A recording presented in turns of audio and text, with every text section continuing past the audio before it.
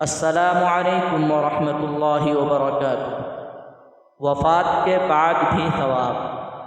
عن ابی ہریرہ ان رسول اللہ صلی اللہ علیہ وسلم قال اذا مات الانسان انقطع عنه عمله الا من ثلاثة الا من صدقة جارية او علم ينتفع به او ولد صالح يدعو له۔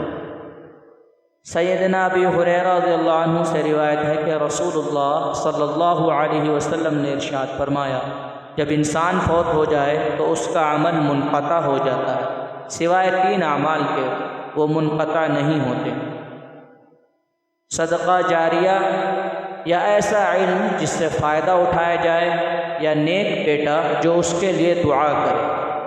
صحیح مسلم۔